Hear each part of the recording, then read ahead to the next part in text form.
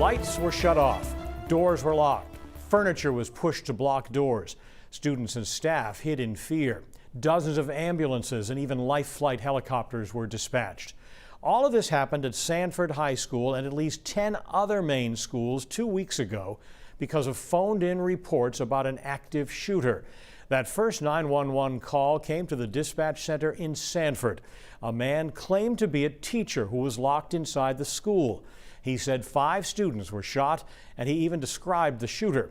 But when police arrived, they found nothing. All of those threats turned out to be hoaxes. News Center Maine's Hannah Yeshivi was in Sanford that morning and has a look now at how the community is moving forward. It's a disturbing trend that has happened in many schools from California to here in Maine. It's called swatting, a false active shooter report that in this case forces a school to lock down as law enforcement officers rush in looking for a threat that isn't real. Thankfully, students were safely evacuated to a nearby public gym for parents or guardians to pick up. Now, 2 weeks later, I returned to the school. Hearts dropped for all of these parents and students as they dealt with fear and confusion on November 15th.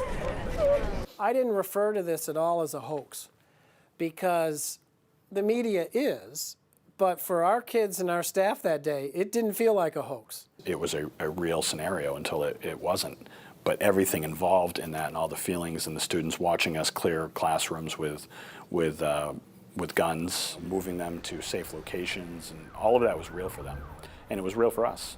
And, you know, that's something that you know, parents and teachers are going to have to manage in terms of the mental health fallout. Those words from Sanford School Superintendent Matt Nelson and Sanford Police Department Lieutenant Matthew Gagne.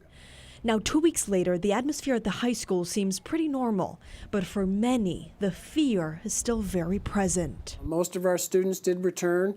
We had some situations where there were some students who still were not comfortable coming back.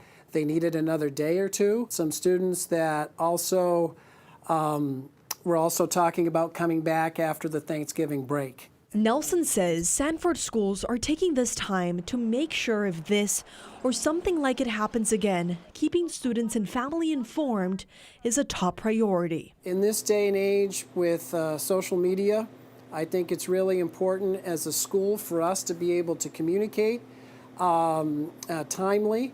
Obviously, we always want to make sure that what we're communicating is accurate. Meanwhile, police agencies that responded to Sanford High say they're already working on making some changes on how they handle active shooter calls. Some things that we've learned is that the students are not necessarily going to know it's the police that are knocking at the door.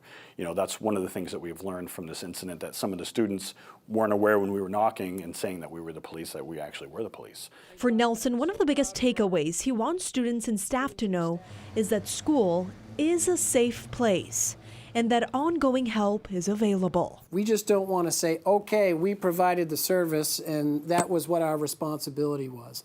We are always on the lookout. There may be some students and some families that we know that we're reaching out to them as check-ins ourselves, not just as a reactive, but more as a proactive, to be able to check in on people to see how they're doing. Now the hard part. How do you have future active shooter drills without reviving the trauma? I went to Sanford High School. You know, I grew up here in Sanford. These are things that I never had to experience. I never had to train for this, but the unfortunate thing for our society right now is that these things happen and you have to be prepared for them. And it's nothing that you ever want to have to train your kids, you know, to do, but at the same time, they need to have some level of preparation for the event if the event is real. So we did come across classrooms that were barricaded and students had, you know, makeshift, you know, weapons, you know, as a result of the training that they received. Both the superintendent and the lieutenant reinforced the value and the importance of having school resource officers inside the school at the time of this incident. They were the first law enforcement eyes and ears to this hoax and were crucial to the rapid response. On another note, Lieutenant Gagne says the call came from a spoofed number. He also says it appears the call did not even come from the United States. Now, FBI officials tell me its team is working on identifying the source of this and multiple other hoax threats that have happened across the country. Hannah Yeshivi, News Center Maine.